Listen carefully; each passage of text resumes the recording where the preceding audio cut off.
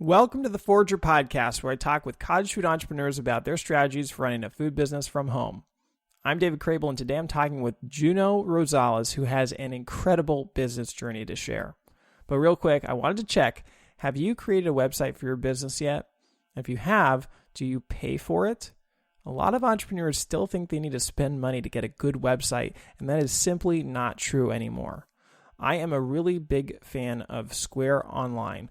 That's what I use for my Fudge Business website, and I created a free tutorial that will walk you through how to set up a totally free website in less than an hour.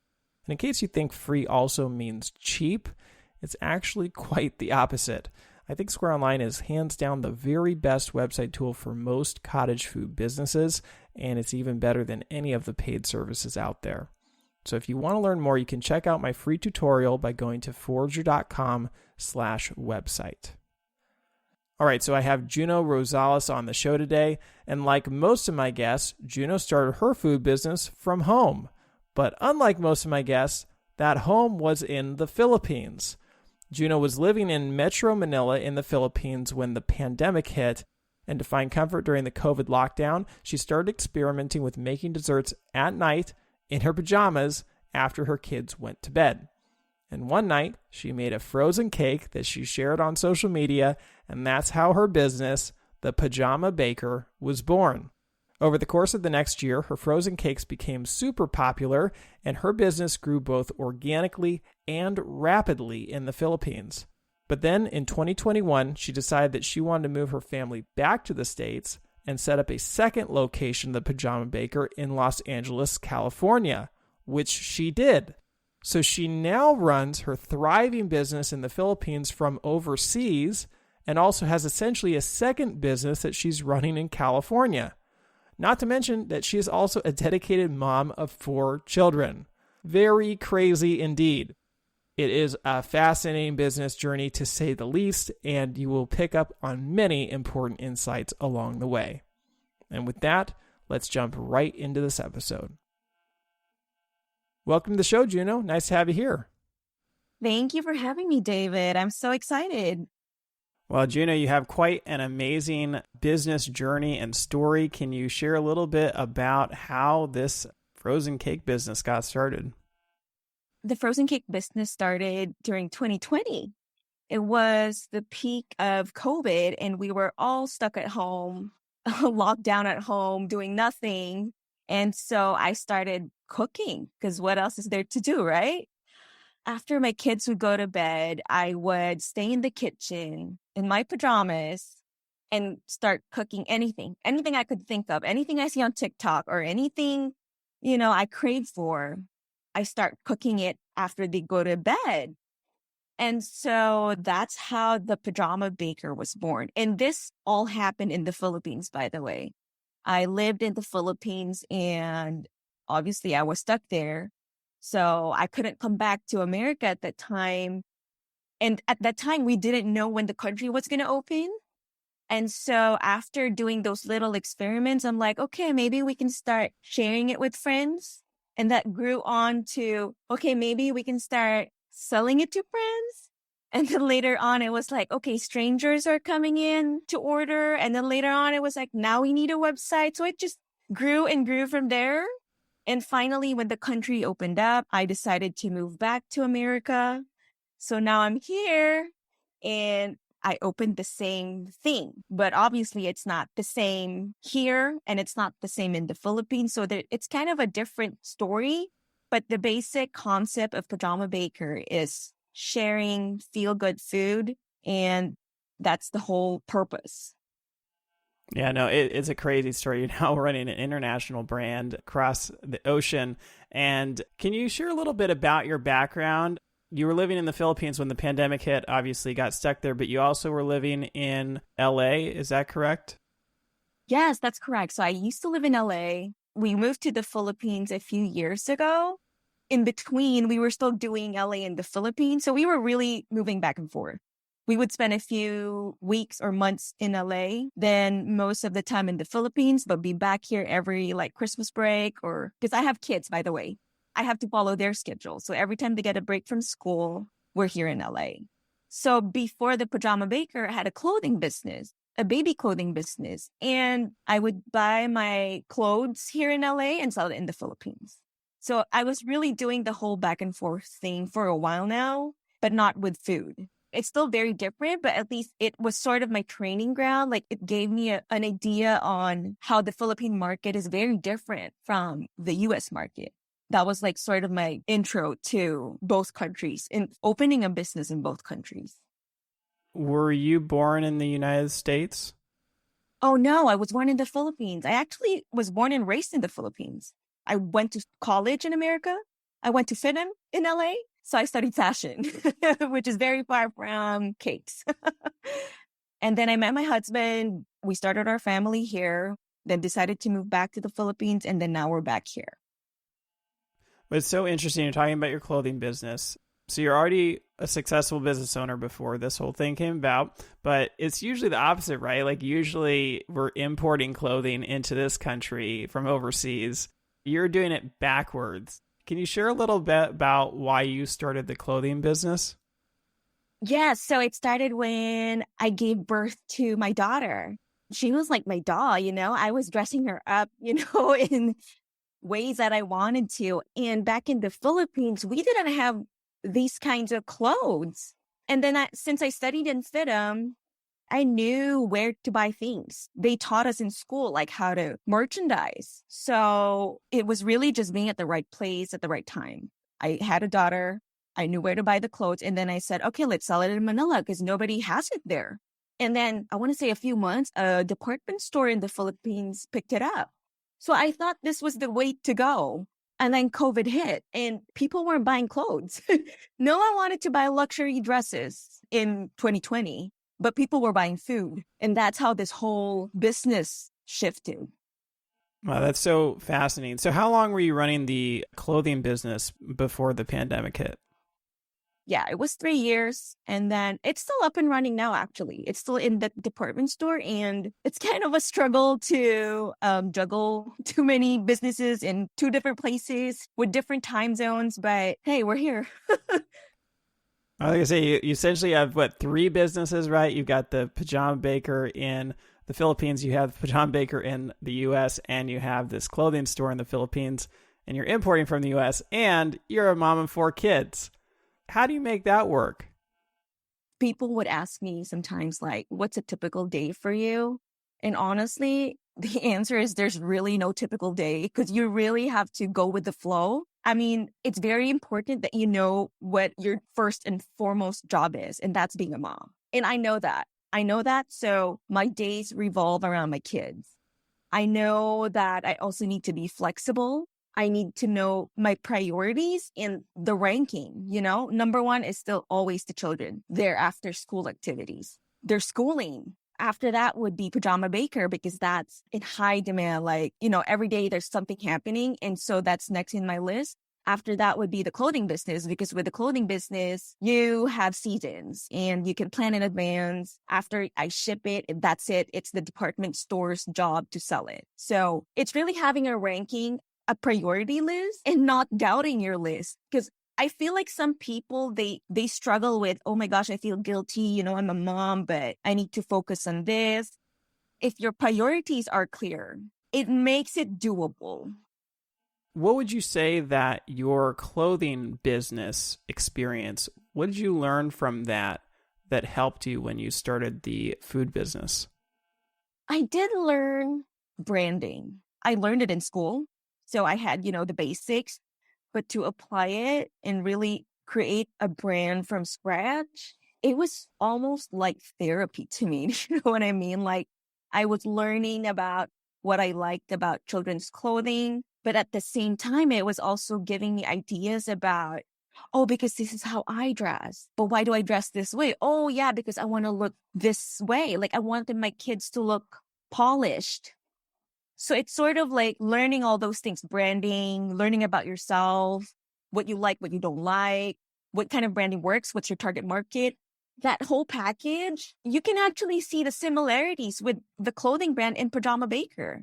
If you look at it closely, even the logos, they're like, okay, this is just a kid version of the Pajama Baker. but it also has like a small character. So you know what I mean? Like they have the same feel. And I think I learned how to create the Pajama Baker package after learning from my clothing brand package.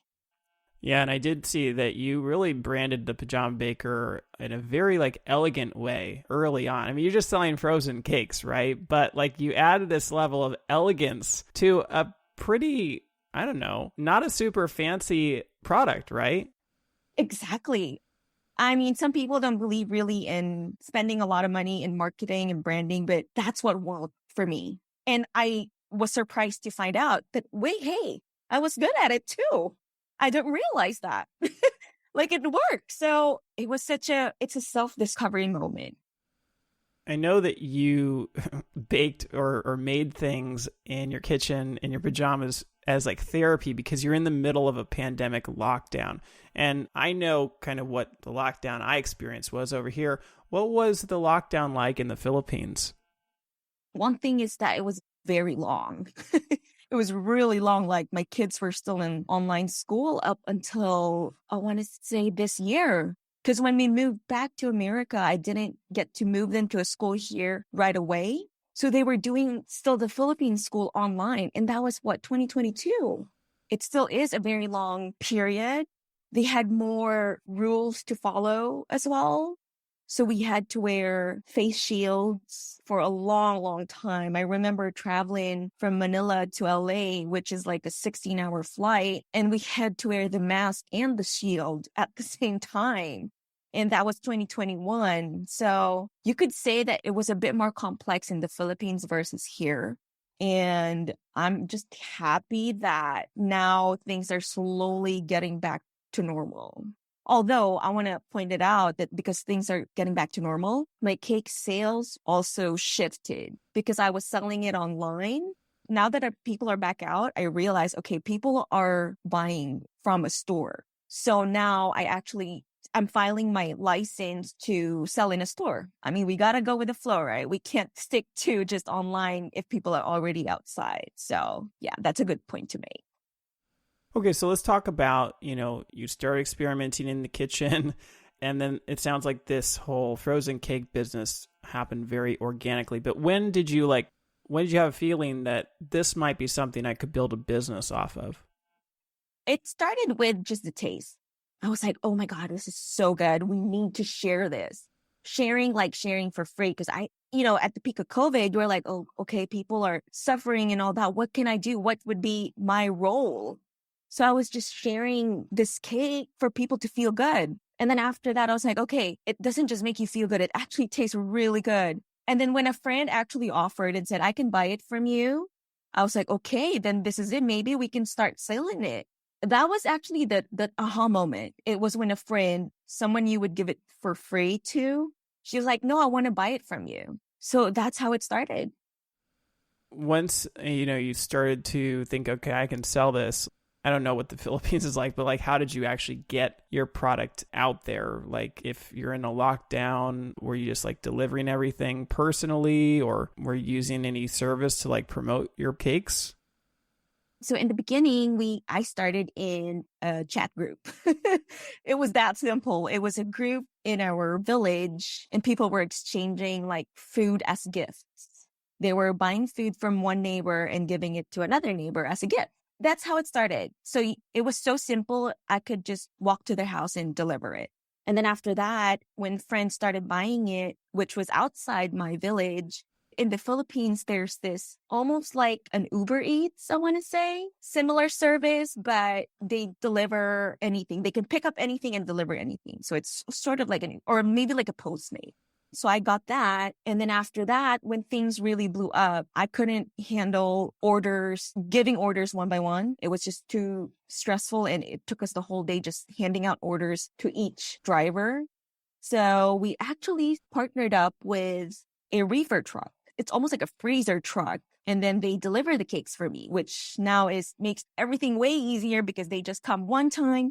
You give the orders for the day, and then they deliver it to all the houses. So in the Philippines, it's still very much the same. This truck delivers to all of my clients. Here in America, wow, it's still a struggle because we are so far apart from each other. You know what I mean? Like Santa Monica is very far from like Sherman Oaks. So it's hard to find someone who would come over to pick up a cake and deliver it to those places. So here, what I figured is I can just have everybody come and pick it up from my place. So that's what we do. But also I found a Filipino friend who was willing to deliver the cake. So we hired him as almost like an Uber driver, and now he delivers the cakes anywhere in LA County and also that pickup point in San Dimas. Yeah, I mean, it's so different, like trying to get this product out in LA versus in the Philippines. And here's an interesting question. Let's say you were actually locked down in California, right? And the same thing happened, you're like stuck in lockdown, you started making things as therapy, you found the Dalgona TikTok trend, you made this cake, somebody, like a friend offered to buy it from you. Do you think that you would have been successful getting this business off the ground in LA as you were in the Philippines? I think yes, but with a different route. I would have done a farmer's market right away. You know what I mean? In Manila, I relied on social media so much because everyone was also on social too. But here in LA, people like seeing it. Like before they try it, I got to give samples. So things like that, I would have done. Yes, it would have been successful, but I would have gone a different route. Yes, I would do a website. Yes, I'll do social media. Delivery is just a struggle. So delivery is not part of the plan or wouldn't be part of the plan in the beginning. Now, this whole frozen cake thing, right? I feel like, I don't know, like, are frozen cakes really that common in the United States? Like, or do people know what you're talking about when you say frozen cake? No, they don't. And it's really a different kind of cake. So people know ice cream cake, right? Ice cream cake is ice cream layered as cake. So my cake is really frozen cream, frozen homemade cream. It's not ice cream. It's frozen cream. Well, I actually know what it is because one of the things passed down in my family is called an icebox cake, right? And it's basically just like a cookies and cream cake. And it used to be very popular. I want to say in my grandmother's generation, that's probably where the term icebox came from.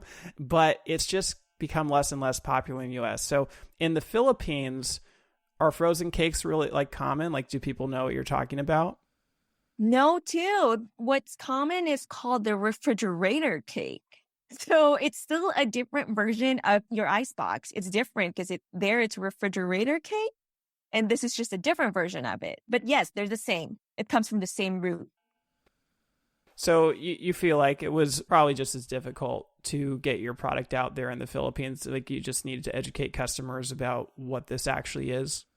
Yes, in the beginning, people will buy it, right? And I sell it as frozen cake. But because they're so used to refrigerator cake, once they get it, they put it in the refrigerator and then it melts. So it took a while. Even my label on the cake, it says, freeze me, please. And then it's like bright, it's like in a blue font or blue background because it took a while for people to realize, okay, this needs to be in the freezer. Yeah, it's the same struggle. Here, I even send out a card that has instructions, says, once you get this, please freeze. Do not thaw before eating. Eat it frozen. Because yes, it's new, but then that's what makes it good. It's different. So when you started this business in the Philippines, obviously you started from home. It was very organic. The laws, I'd imagine, are different. I have no idea what the laws are like for starting a food business. Can you just shed a little bit of light on like what the process was in order to, was your business legal when you were selling these from home? And then like, what were the steps to get it legalized in the Philippines? I'm just curious. It's so funny you asked that. So in COVID, everybody started a business. Everybody had a food business. And so there was no like strict law about it in the Philippines. Everyone had an Instagram business. But when it boomed in COVID, now they're like, okay, we need to put something in place. They started being strict about these Instagram businesses and they wanted these businesses to have the proper paperwork. Fortunately, my father is a businessman. So in the beginning, he already told me, you better file for everything, even for your name, so nobody can get it. thank God that I listened to him, because true enough, a few months later, someone sort of copied the name.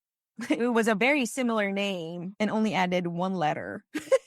But because I had the proper paperwork, everything was okay.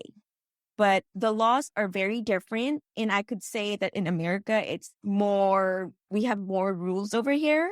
So it was a struggle for me to open here. It took a while for me to open because I needed to learn all these things. I needed to learn. I mean, I didn't even know, like, frozen cakes are tax exempt here in America. And I didn't know that. So I don't know if it's the same for all businesses, but in the Philippines, it was the concept first. Then you file for paperwork after. But because also I knew America is stricter, it was paperwork first. Then you do the whole business thing after. I couldn't really move until I had all my paperwork filed here in America. All right, so let's talk about like the trajectory of your business in the Philippines. Obviously, you started with this like Dalgona coffee cake that became really popular. And what did you add to that? I mean, I know you started adding flavors, right? Like, when did those come along? Yes. So in the Philippines, we have 6 flavors. So after Dalgona, I realized that the kids can't have it because it is from real coffee. So I created the speculoos cake, and that one was just such a big hit. That's my daughter's favorite cake. Like, she has it for her birthday every time. After that, we had the banana surprise cake. This is in the Philippines. So we have banana, malted milk, Twix, and strawberry Nutella. But in America, we only have the Dalgona, speculoos, and strawberry Nutella. And the reasoning for that is the kitchen operation in America is different from the Philippines. So even pricing is different. So I had to pick and then see where this takes us and then add from here. I know that the speculoos cake is like maybe your most popular, second most popular cake, right? But that's a new term to me. I never heard of that. Like, what is that? Oh, so speculoos, it's a Belgian cookie. Biscoff is the brand, but the cookie itself is called speculoos. They used to eat this in Belgium and they pair it with coffee. So I figured, wow, this is going to be a good match. Dalgona coffee and then speculoos. It's like you can mix it in your plate. It's going to be real good. Yeah, that was it. That's how we started. And how did you add these? Like, did they come every few months or did you add a lot of them at the beginning? No, again, just like how my lifestyle is, it just comes naturally, randomly. So like the speculoos cake was because my son couldn't have Dalgona coffee. After that was the banana surprise because one of my favorite fruits, well, I only love bananas. I only eat bananas and mangoes. Now I can add more to my list, but growing up, those were my only 2 fruits. So I added banana. After that was malted milk because my mom is just a fan of malt. After that was Twix because obviously Twix is the best chocolate in town, in the world. And then after that would be the strawberry Nutella, which was just an experiment last December, 2021. And that one is interesting because I was experimenting here in LA. It was amazing. So I texted my Philippine kitchen. I was like, can we do this in the Philippines? So they also started experimenting, and then, the rest is history. Now it's 6 flavors over there. So it's quite one thing to obviously start a business in the US, right? But it's a whole nother thing when you already have, I guess, 2 businesses running overseas. So when you moved back to the US after the pandemic let up, like, you didn't just have to like create a new business in the US. You also like had to, I guess, automate the business in the Philippines, right? Like, what was that like? Like, how did you get it to the point where you could literally leave the entire country? Okay, so in the Philippines, when orders started pouring in, it was one order after the other. I couldn't keep track. I couldn't just use an Excel sheet and remember all the orders. So I had to figure out how to put it in a system. In the beginning, I used a form, an automated form.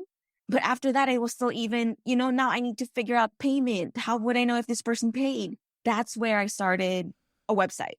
So I had Shopify built in my website. Now things are easier. But then one thing to note is in the Philippines, people still prefer paying cash. So it was quite difficult for me because they would put the order online and then they would send me a copy of their payment. like a photo of their payment using like a Venmo. So they would send me a copy of the photo and still had to match the photo to the order. So it's still a bit of a struggle, but we're used to it by now. And then some people are also open to PayPal, so which is good because it makes things easier for me. But yes, I was able to systemize everything, do everything online. And December of 2020, this was around 7 months before I actually moved back to America. So December 2020, I had a flight to LA. I had to fix something in LA. Unknowingly, that was like practice run for the Philippines. That was the time I set up the website. So I was like, okay, let's give it a go. I won't be there. Let's give it a go. Let's try it. People started ordering on the website. Then I would forward the orders to my kitchen in the Philippines. I mean, of course, we still had mistakes, but it looked like it was going to work. And then come 2021, when I moved back, I had to let it go. I had to trust what I started. I had to trust that the system would work. I had to accept that I will make mistakes, which I did a lot of times. You know, in the beginning, since our time zones are different, in the beginning, I couldn't sleep at night here in LA because it was daytime in the Philippines. And I had to make sure that the orders would get to the customers. It was difficult. And, you know, in the beginning too, I would wake up to customers being like, where's my order? I'm like, oh crap, this can't be. So I had to find a solution to that. I hired someone to facilitate the orders from kitchen to customer.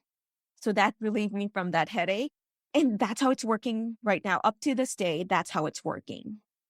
Now, you said that you had the orders going to the kitchen in the Philippines. Is that like a co-packer? Like, are they making the product for you, or did you like hire employees to make the products in this commercial kitchen?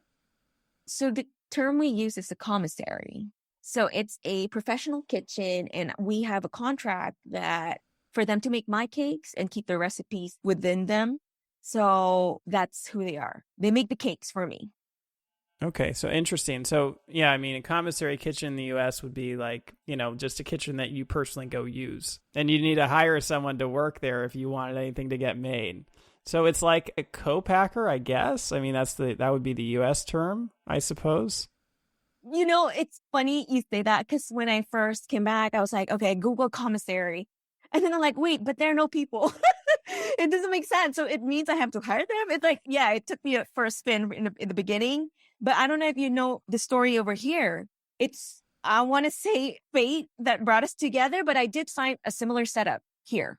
So when I started LA, I was making the cakes myself, delivering it myself. Oh, no, I hired a delivery person. This delivery person, by accident, texted a customer and said, hey, you're going to get Pajama Baker cakes. But the customer goes, I didn't order any. You probably texted the wrong number. Then the girl goes, okay. Oh, and then the girl who got the wrong message Googled Pajama Baker. And then she was like, oh, interesting. She makes frozen cakes. Apparently, this person who got the wrong message is the daughter of an ice cream kitchen owner. So they make ice cream. And so one thing led to another. We talked, and then I asked them, could you make my cakes? And then luckily, I mean, I don't know what you call it, but it was coincidence. They were looking for a new business model. They didn't want to just stick to their ice cream. They wanted to venture out into something else. And frozen cake just made so much sense. It was in a kitchen where they had freezers and cream.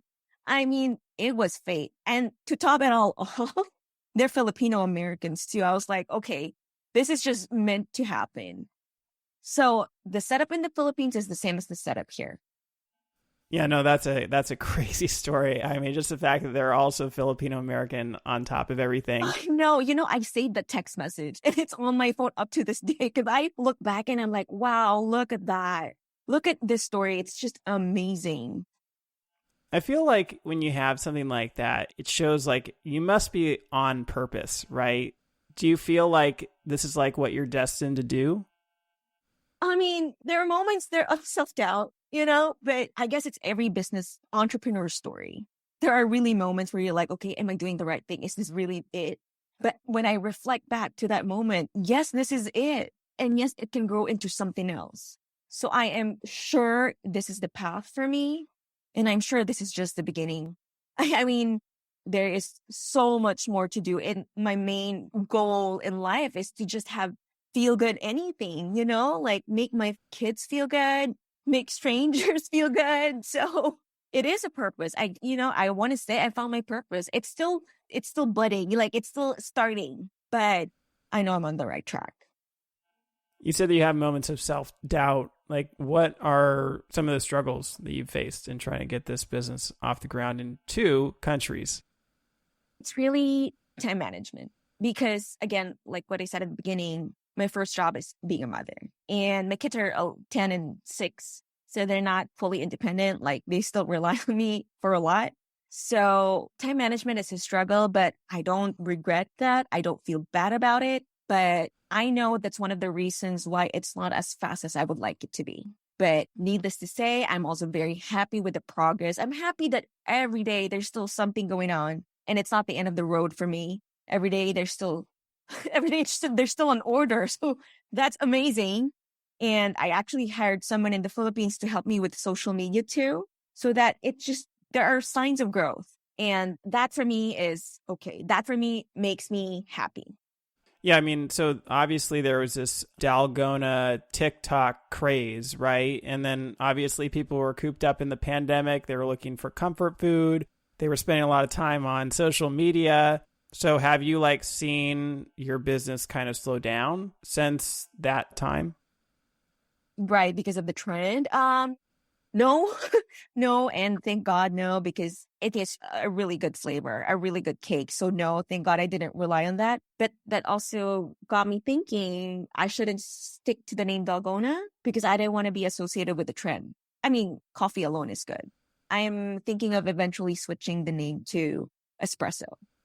Did I see sales go down? Yes, I did. That's why I am converting, or I am moving to a brick and mortar in the Philippines because people are out and you gotta be where the people are. Here in America, I'm still doing it online because it's just me here with my kids. So it's a struggle. So I need to stay online for me to be able to function as a mother first. Do I want to be in a brick and mortar? Yes. And I'm working on that too. The best route for me would be wholesaling in stores and in restaurants. So that's in the works. Again, it's not as fast paced as I want to, but I'm going to get there. I'm just thinking about these 2 businesses, and I know you've got there's so many different moving pieces in both businesses in both countries. How many people are currently working to help maintain and keep this going? Oh, wow. That's a good question. I don't have a count because it's all outsourced. So kitchen is outsourced. 3 bakers in the kitchen in the Philippines, I want to say. Here in America, it's 2 main bakers, and then they hire assistant bakers when they make the cakes. But that's also outsourced. My social media is outsourced, and my warehouse is outsourced. So I don't have a solid head count for that. Were you pretty comfortable with outsourcing work with just in the process of building up your clothing business? Was that something you did to build that one? No, actually I wasn't. So with this cake, it's the Pajama Baker. So it is the baker. So in the beginning, I was like, it's going to be me, everything me, because it's the Pajama Baker. It's me. But later on, I realized to scale this business, I can't do everything. I can't control everything too. I mean, I'm going to be making 50 cakes a day, and then I'm going to tire myself out. No time to do the social media work and all that. So it took me a while to realize that. I mean, even giving my recipe, you know how hard that is? That's your bread and butter, and you don't want just some random stranger knowing it. It was a struggle, but it was also, what was it? Maybe a COVID awakening, where I was like, but this is your chance. There's an opportunity. You got to grab it while it's hot. And so, yeah, I gave in. After that, my social media, even that was a bit of a struggle in the beginning because I wanted to control what people see. But finding the right people actually helps. It helps you still keep up with the demand. It helps people still know your brand. It helps you function. It helps the whole business. So yeah, it was a struggle in the beginning, but I know it was needed. And now outsourcing is my go-to. It's the way to go. Well, I noticed something interesting when you started your Instagram account. This is way back in May of 2020, right? Just after the pandemic hit. And, you posted a few pictures on your Instagram account and they were fine, but it looked like you had taken them with your phone or something. There wasn't anything wrong with them. But then, like, I'd say within the first 2 weeks, it just all of a sudden shifted to bam, like amazing food photography. So did you hire a food photographer for that? Yes. And that's where the branding part comes in. When I had my clothing business, I had a vision. And the same with this, I had a vision, but I had to experiment. That's why if you see the first few photos were from my phone, because I wanted to see, okay, will people even follow? But when I started seeing people following, I was like, okay, I better start building it the way I envision it to be. So early on, I knew it had to be professional. Early on, I knew people would see the photos and it had to be photos that you want to bite. You want to bite it when you see it. So I knew early on that this was what I wanted it to look like. Actually, it did take a while. I had this like vague concept and then I outsourced a marketing expert to help me narrow down the vision. That helped a lot. Now you can see clearly what Pajama Baker is. You will know, okay, it's like luxury, it's elegant, but it's also very simple and just feel good. Like it's easy to spot because I did that partnership with a marketing expert. It seems like you had quite an investment into the business, both businesses really. Obviously you're putting some investment not only in time but money into trying to get this business off the ground in the Philippines and then obviously moving over to the United States. That was an investment as well. Like, it seemed like you're taking kind of big risks. I mean, I know it grew organically, but like, I guess especially with the LA move, like, how did you research like risk assessment? I didn't. I didn't. Well, I guess you can say I'm a risk taker. And I'm very goal oriented and I knew what I wanted, which meant I knew I wanted to get there. And the risk was there, but it wasn't in the forefront. I knew. And maybe also that's why it's taking time because I would have called for an investor, right? I could have called for someone to invest in the company, but I'm not ready for that. It's probably one of those things where it's hard to let go. It's the same as outsourcing. Like, it's not yet time. Maybe eventually, but right now, the risk I take is very calculated because I have a goal. So I didn't do research. For me, the goal was more important than the risk. Does that make sense? Did you ever think you'd be running a business of this size and scope? No, but it was always a dream. Yeah, I saw a quote from you. You said, the pandemic made me realize that life can change in an instant, and if we don't act on our dreams, it will remain intangible. Exactly. And my dream doesn't end here. I still want to expand some more, and it may take a few more years. I don't want another COVID to hit for me to act on it. But yeah, that's what it was. I didn't want to settle for just keeping it as a dream. I wanted to act on it. That's surprising to hear because, you were already running a business before this, right? Like, you're already running your clothing business. So it's not like, I don't know, it didn't seem like you needed to fulfill this dream of running a business. So what's this dream that you're pursuing? Oh, it's a dream to have something international, to bring pride to the Filipinos, basically, because having a business internationally means Filipinos can compete globally. And that's maybe a chip on my shoulder. Maybe it was a goal. Maybe I just wanted to prove that, hey, you're not just a Filipino. If you're Filipino with a dream, you can make it. Act on it, you can make it. And so where would you are you wanting to expand into more countries? Like, is this something you'd like to take across the entire world? Yes, I do have friends who are already signed up. Like, they're like, okay, if you're opening in Australia, let me know. If you're in London, let me know. I'm like, okay, we can talk. We can actually do this. Because now after opening America, I realize, okay, there is just one sort of step-by-step program to do this. And we can do it in any country. It's just finding the right people, of course, timing. But that's my big plan. My big goal is to have Pajama Baker everywhere. And my big goal is also not to stop at frozen cakes, expand it into something else. But who knows? We'll see when we get there. Well, when you expanded into LA, right, and you had a US base and you were selling online, right, you could have reached the whole country, right? I mean, you weren't starting a cottage food business. These aren't even allowed as a cottage food business in California. So, you could have shipped across the country, right? But I know you decided to just only deliver locally. What went into that decision? Oh, it was more of a logistics issue. Oh, well, it's a delivery issue. I still have to figure out how to deliver a frozen cake to a different state. And I did some research, I did some interviews about that. So it is dry ice, but then apparently you're supposed to take classes to be able to deliver dry ice because it's a hazmat item. So that's one of the goals too, one of those that I kind of put in my back pocket, but the plan is to get there too. Figure out how to deliver to a different state and keep the cost low. Cause I mean, let's face it, who would pay for a $200 frozen cake, right? So figure those things out. Then I know there are brands that ship frozen goods from different states. I've seen like cheesecakes from New York being shipped to LA. So I just need to figure out how they do it. Then the plan is to do it for Pajama Baker as well. Let's talk about pricing a little bit.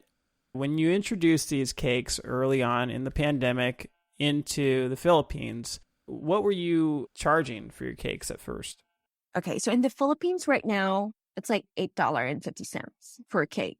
In the beginning, I sold it for like $6.50. Pricing in the Philippines is very different because obviously labor is cheaper. Also, the cake size is a little bit smaller by like 0.5 inches. And ingredients are way cheaper. So obviously the factors for the pricing in the Philippines would be different. In the beginning, the $6 price point was enough for me because I was doing it at home. I didn't have to pay for workers. I didn't have a license to pay for. And I thought that was the fair price. You know how it is in the beginning, you're scared to price. You think, oh my God, it's going to be overpriced. No one will buy it. People will think it's a scam.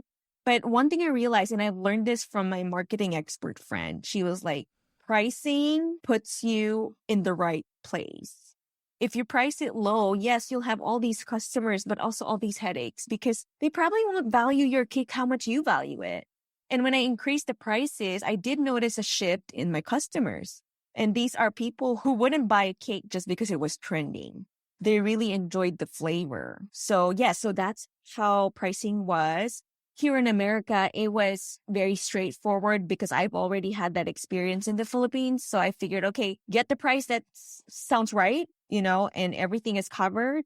That's why we're here at $39 or $35. Strawberry Nutella is $39. The rest are $35. Yeah, I know you're doing like 35 and up in the US. And is that what you introduced it as when you started it over a year ago in LA? It was $30 or $28. I forget, something like that, not 35. One of the things I forgot to include in costing in the beginning was, of course, labor because I was doing it myself and ingredients. In the beginning, it was easy to source ingredients because it was a very small operation. When the LA market grew, I had to purchase more things and it now became a professional department. We had to call distributors to get the ingredients. Actually, one of the main ingredient, the main cream is actually a Philippine cream. And that's not easy to find here in LA. So that alone contributed to the increase in the costing. So we had to increase it to 35 and 39 respectively. Did you have to change your cakes to start producing in the US just due to different ingredients? Yes, I did. Oh, that's a good question because R&D took a while and I tasted so many cakes while doing it. Ingredients are the same, but the measurements are different. And I didn't know that when I started. It's in the same can, the same brand, but if you look at the weight of the same, let's say, cream, it's different. So proportions were different. Plus the can size here is bigger. So everything had to change. Even crust to butter, it was a whole different show. So that took a lot of research in eating. But we narrowed it down. We got it to, now we have this magic recipe, and now that's what we use for the American Pajama Baker. Would you say that the cake is actually different in the US than it is in the Philippines? That's so funny you ask. You know how Oreo is different? Like Oreo in the Philippines is different from Oreos here in America? It's probably the same logic. It's the same cake, but it has this something. It tastes a little bit different, but it's the same thing. What would you say, like, I mean, thinking about maybe customer preferences, it sounds like the difference in these cakes is just due to logistics and ingredients, but like also when you sell in different places, you're obviously selling to customers' tastes. People have different tastes in different places. So did you run into that at all, like with the reception of your cakes in the different countries? Yes.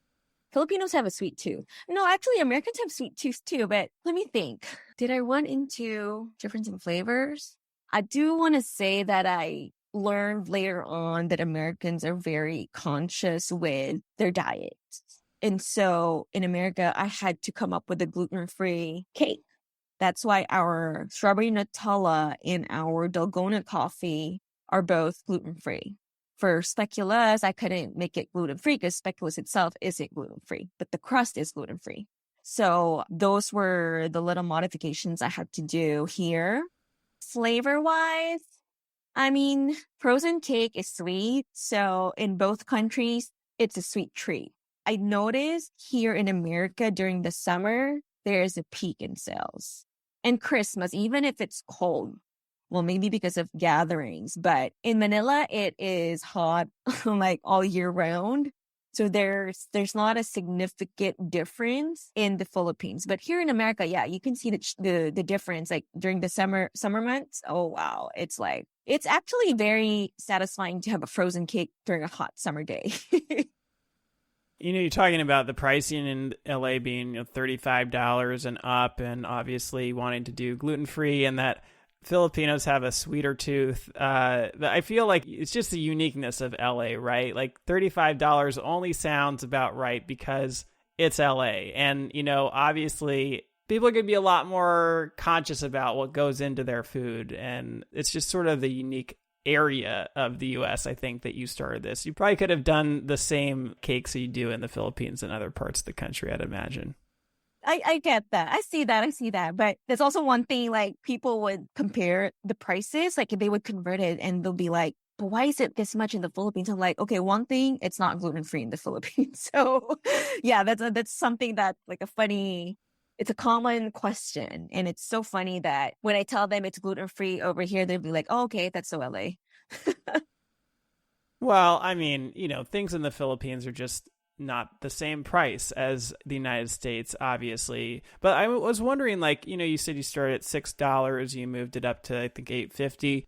What is that like in the Philippines? Is that actually a high price, or is that an like higher end price, or is that a low price? Or can you give us a sense for what the pricing was like in the eyes of somebody in the Philippines?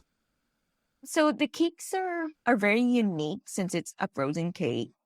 So it's hard to compare, but I would compare it to the other cakes that are, what is it called? Like a dream cake. They call it a dream cake.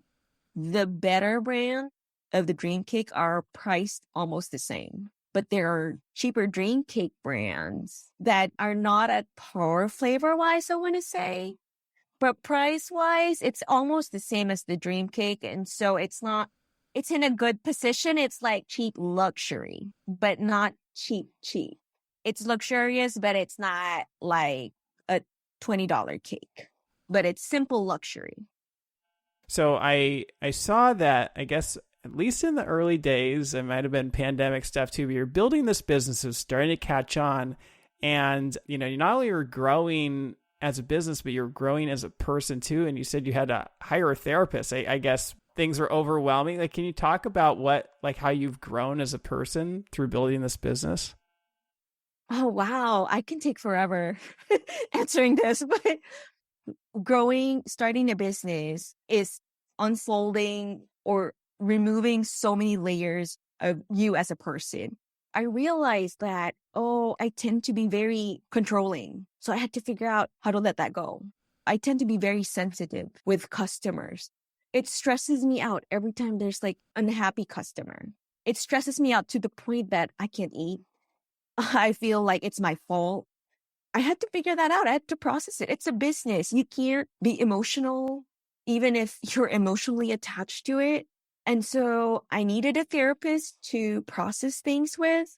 I had things like, how parents are, they try to give you the best advice, but that's the best for them. And then I realized some things were like, but that's not what I think it's best. But it was hard for me to wear my adult pants and be like, I need to make this decision because I know it's what's right for my brand. And as I mentioned, my father is a businessman. So when he was giving me like an advice that I didn't believe in, it was hard for me to go against that. And it took so much courage in therapy and healing to be able to say, no, I think this is what I want to do. And I want to point out that I guess it's probably like in our culture where you respect your elders way too much to the point where all of your decisions are based of what they tell you. So it took me a while to also get to that point, to realize that I was doing that. And I needed the therapy to see that and then to heal from that. It's amazing. There are a lot of self-doubt moments when you're running a business. So how do you deal with that? First you got to figure out what's causing that self-doubt. Then you need to attack that cause. And it took me I'm still going through it now, but it was therapy that helped me. It gave me courage to even take that leap. Okay, go back to LA and start it. I needed to be strong enough to be able to do it here. So yes, and up until now, my therapist is on my speed dial. If you could go back in time to the beginning of this, what advice would you give yourself? Or what advice would you give another mompreneur or home baker who's trying to get off the ground? You have to take things, and literally it is very important. You have to take things one step at a time. It can get so overwhelming. Your kids don't stop growing too. So while they're doing things 100 miles per hour, you got to keep up with them. But then you also have to remember the side business that you have. And so don't let that frustrate you. Know that you, again, like what I said earlier, knowing what your job is first, being a mom is first. It's okay. It's okay if things in your business are not as fast as your kids are growing up. It's okay. You got to take things one step at a time. You got to learn how to be open to so many changes, like unexpected curveballs. I think one of the best traits that I probably learned over time is to be able to adjust to things quickly. And that's one of the most important traits that you need as a business owner. You see, like my example, I was online since the beginning, but now when things started opening up, I had to change. And that's the only way you can have a successful business. If you know how to change with the times, don't settle for what you started with. You'll never grow if you stay in your safety zone. You got to be open to change. You got to be open to being uncomfortable, embracing that. I mean, the rewards are just way too good to pass up. Well, clearly you're doing something right because you now have an international brand. What does it feel like to be able to say, like, I'm the owner of an international brand?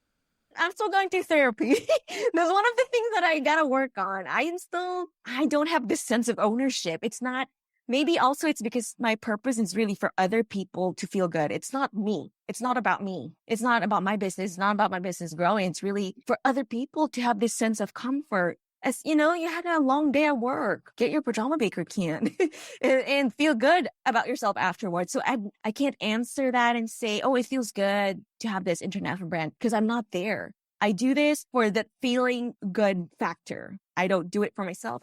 It's just, I can't own and say, oh, it's amazing to have this business. I guess it's a purpose. So I don't know if that makes sense. There's no ownership there. Where do you feel like the business would have to be for you to feel like successful? Yeah. That's what my therapist asked me one time. He was like, how would you know if you're successful? I still don't have an answer to that because that's what I'm working on. Where does it stop? What's that point that will make you say, okay, I made it? I'm still working on that. And I just don't know when it's safe to say it's successful, but hearing me talk about it today, I was like, okay, maybe that was a good journey. I mean, we're now in R&D for both countries. So I'm a creator. I like new things right away. I like getting to the point where I can start selling them. Right now, we're both in research. So I'm like, okay, this is boring for me. And I sort of lost that fire. But doing this with you today was like, this is exciting. What am I talking about? We've come this far. This is like just the beginning of the journey. I guess I'm impatient.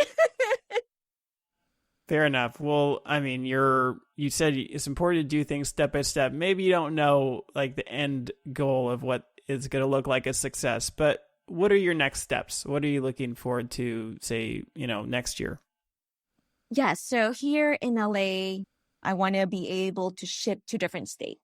I also want to be able to have the cakes in restaurants and in stores. Actually, that's already almost there. We started developing a solo size cake. It's still in the works, but we're working on that because the restaurants here, they don't want to be the one slicing the cake. They want to just serve it to the customer because obviously it's labor. So we're working on solo sizes here in LA. In the Philippines, we are working on getting ourselves in one of the biggest groceries. We are also developing a new product that will be an add-on to the frozen cake. So that's sort of in the works and it's sort of a secret. So I can't really talk about the new product in the Philippines.